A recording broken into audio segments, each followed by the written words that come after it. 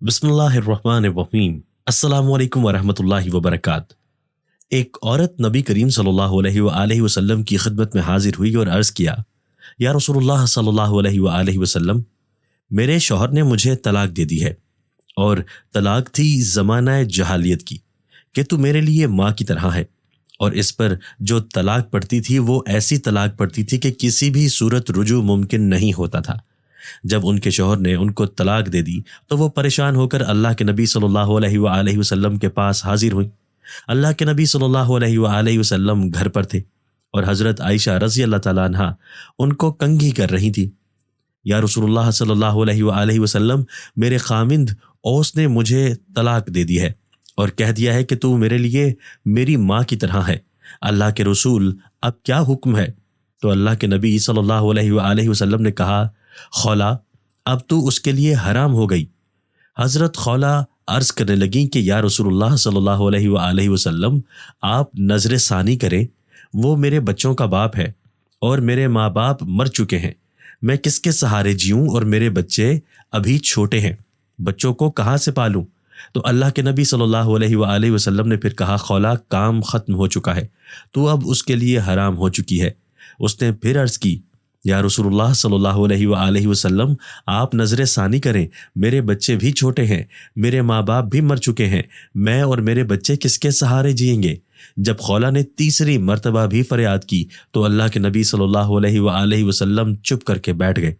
جب اس نے دیکھا کہ اللہ کے نبی صلی اللہ علیہ وآلہ وسلم بھی نہیں سن رہے تو اس نے کہا، اچھا، آپ نہیں سنتے ہیں تو میں آپ کے رب کو سناتی ہوں۔ اور خولا نے آسمان کی طرف ہاتھ اٹھائے اور کہا، اے میرے رب، میرے چھوٹے چھوٹے بچے ہیں، میں اپنے پاس رکھوں تو روٹی کہاں سے کھلاؤں، اور اگر اپنے شوہر کے پاس رکھوں تو ان کی تربیت کون کرے گا؟ تربیت تو ماں کرتی ہے۔ اے میرے رب، تو اپنے نبی صلی اللہ علیہ وآلہ وسلم کی زبان پر میرے حق میں فیصلہ اتار دے۔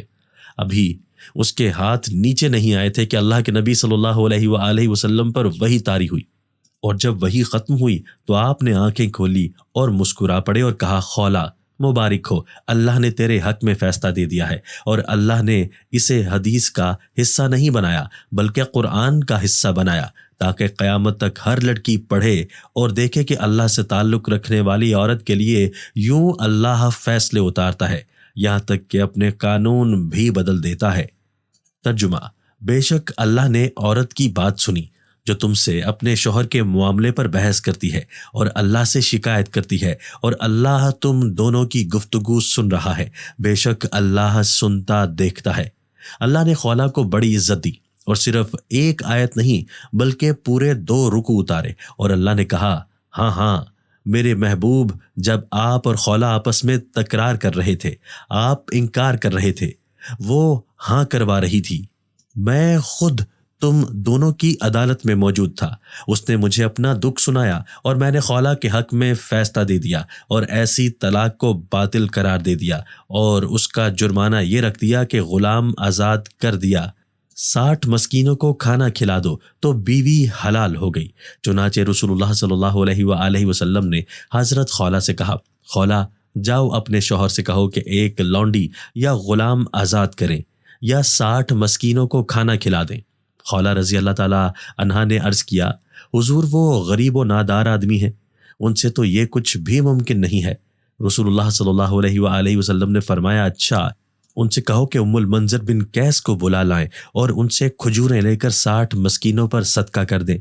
خولا حضور صلی اللہ علیہ وآلہ وسلم کو سلام کر کے رخصت ہوئی، گھر پہنچی تو دروازے پر شوہر کو منتظر پایا۔ بے تابی سے پوچھا، کہو خولا، کیا ہوا؟ جواب دیا، آپ خوش نصیب ہیں۔ رسول اللہ صلی اللہ علیہ وآلہ وسلم کا ارشاد ہے کہ ام المنذر بن قیس کو ساتھ لیتے آؤ اور ان سے کھجوریں لے کر 60 مساکین میں صدقہ کرو۔ چنانچہ ایسا ہی ہوا، اور حضرت اوس رضی اللہ تعالیٰ عنہ نے اپنی اس قسم یا ظہار کا کفارہ ادا کر دیا۔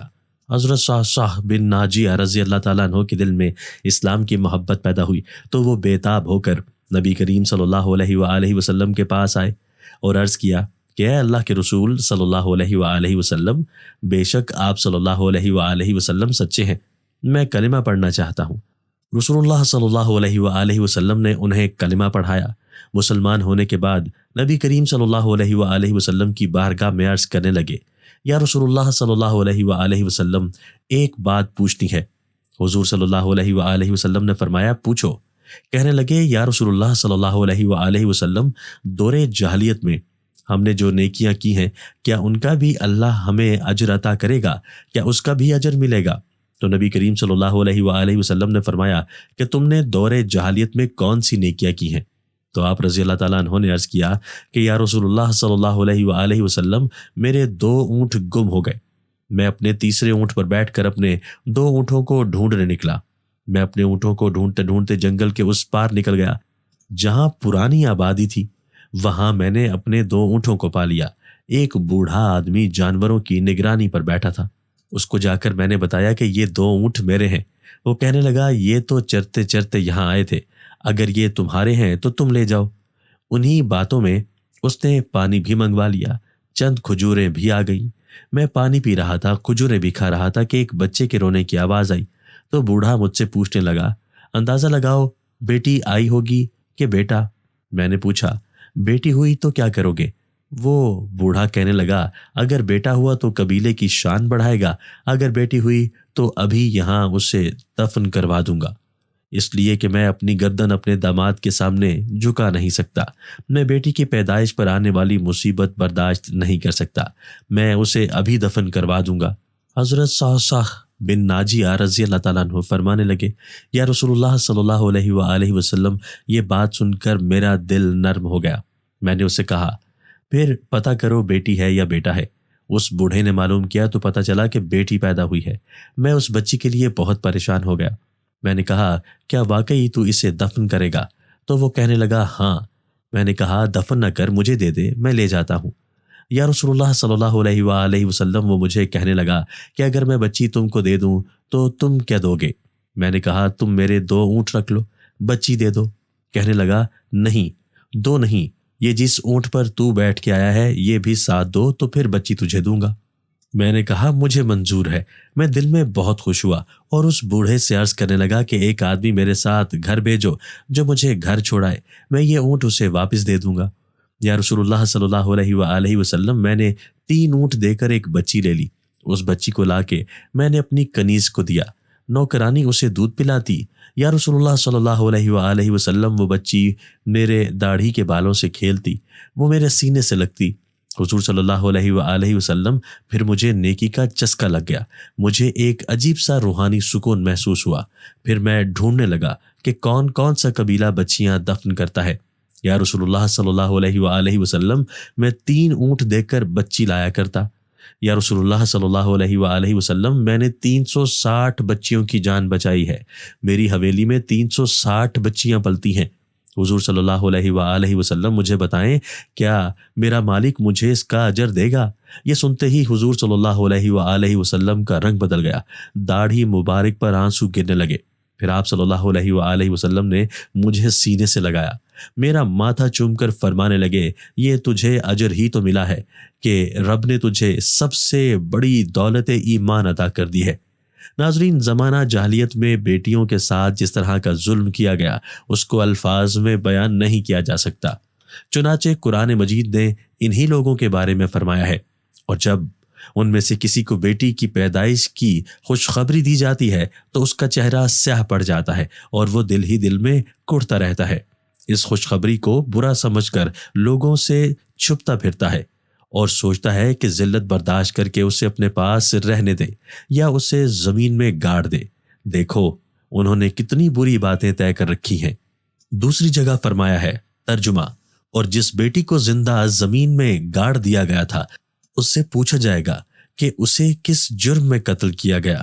اسلام نے نہ صرف اس رسم کو ختم کیا بلکہ بیٹیوں کی پرورش کرنے والوں کے لیے بے شمار انعامات کا اعلان کیا۔ حضور نبی کریم صلی اللہ علیہ وآلہ وسلم نے ارشاد فرمایا کہ جس شخص نے اپنی بیٹی کو زندہ درگور نہیں کیا، نہ ہی اس کو ذلیل سمجھا اور نہ ہی بیٹے کو اس پر مقدم کیا، تو ایسے شخص کو اللہ تعالیٰ جنت میں داخل فرمائیں گے۔